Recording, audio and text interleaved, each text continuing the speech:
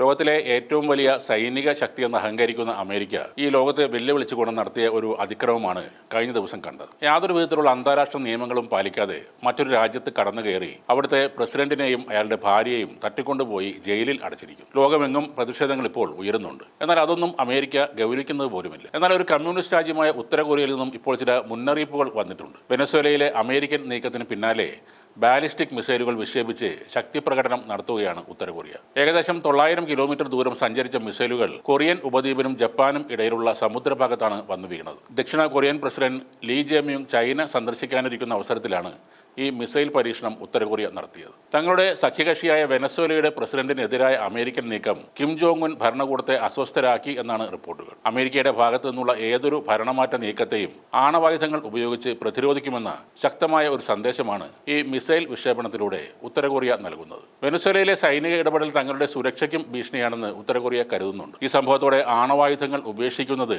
തീർത്തും ആത്മഹത്യാപരമാണെന്ന ഉത്തര കൊറിയയുടെ വിശ്വാസം കൂടുതൽ ബലമാവുകയാണ്. പ്രസിഡന്റ് നിക്കോളാസ് മഡൂറോയെ അമേരിക്കൻ സൈന്യം അറസ്റ്റ് ചെയ്തത് ഒരു രാജ്യത്തിന്റെ പരമാധികാരത്തിന്മേലുള്ള ഏറ്റവും ഗുരുതരമായ ലംഘനമാണെന്ന് ഉത്തര കൊറിയൻ വിദേശകാര്യ മന്ത്രാലയം ഒരു പ്രസ്താവനയിലൂടെ പറഞ്ഞു. വാഷിംഗ്ടണിന്റെ ക്രൂരവും കിരാതവുമായ സ്വഭാവമാണ് ഒരിക്കൽ കൂടി വെളിപ്പെട്ടിരിക്കുന്നതെന്ന് ഉത്തര കൊറിയയുടെ ഔദ്യോഗിക വാർത്താ ഏജൻസിയായ KCNA റിപ്പോർട്ട് ചെയ്തു. രാജ്യാന്തര നിയമങ്ങളെ കാറ്റിൽ പറത്തിക്കൊണ്ടുള്ള ഇത്തരം അധിനിവേശ നടപടികൾ ഒരിക്കലും അംഗീകരിക്കാനാവില്ലെന്നും ഉത്തര കൊറിയ പറയുന്നു. ബ്ലൂംബെർഗ് റിപ്പോർട്ട് ചെയ്യുന്നത് ലോകത്തെ അത്യാധുനിക ആയുധമായ ബാലിസ്റ്റിക് മിസൈലുകളുടെ ഒരു വൻ നിരയെ തന്നെ ഉത്തര കൊറിയ കിഴക്കൻ തീരത്തേക്ക് തൊടുത്തുവിട്ടുവെന്നാണ്. ഇന്നലെ 8 മണിയോടെ മാരക പ്രഹരശേഷിയുള്ള മിസൈലുകളാണ് ഒരേ സമയം വിക്ഷേപിച്ചിരിക്കുന്നത്. ഇവ സാധാരണ മിസൈലുകളല്ല, മറിച്ച് ശത്രു റഡാറുകളുടെ കണ്ണ് വെട്ടിച്ച് ലക്ഷ്യസ്ഥാനത്ത് കൃത്യമായി പതിക്കുന്ന അത്യാധുനിക ബാലിസ്റ്റിക് മിസൈലുകളാണ്.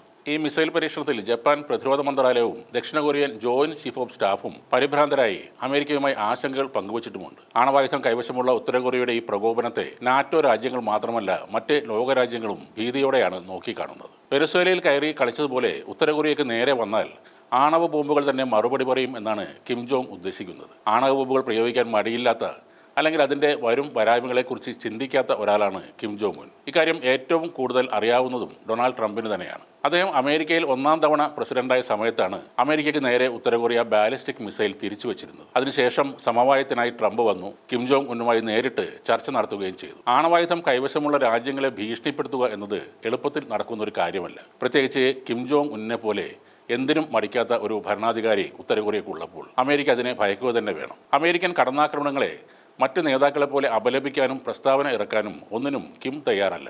പകരം ഡൊണാൾഡ് ട്രംപിനും അമേരിക്കയ്ക്കും മനസ്സിലാകുന്ന ഒരു ഭാഷയിൽ അവർക്കുള്ള മറുപടി കൃത്യമായി നൽകുകയാണ് കിം ജോങ് ഉൻ. യുദ്ധത്തിന് സാധ്യതയുള്ളപ്പോൾ മിസൈൽ കൊണ്ട് തന്നെയാണ് കിം ജോങ് ഉൻ സംസാരിക്കുന്നത്. അത് വളരെ എളുപ്പത്തിൽ ട്രംപിന് മനസ്സിലാകുകയും ചെയ്തിട്ടുണ്ട്. അമേരിക്കയെ സംബന്ധിച്ചും എന്ത് പ്രകോപനം ഉണ്ടായാലും ഉത്തര കൊറിയയിൽ കയറി അടിക്കുക എന്നത് ഇപ്പോഴത്തെ സാഹചര്യത്തിൽ ചിന്തിക്കാൻ പോലും പറ്റില്ല. കിമ്മിന്റെ കയ്യിലുള്ള ആണവായുധം മാത്രമല്ല അതിന് കാരണം. റഷ്യയുമായി ഉത്തര കൊറിയ ഉണ്ടാക്കിയ പുതിയ പ്രതിരോധ കരാർ പ്രകാരം ഉത്തര കൊറിയയ്ക്ക് നേരെ ആര് ആക്രമണം നടത്തിയാലും റഷ്യ സൈനികമായി ഇടപെടാൻ ബാധ്യസ്ഥരാണ്.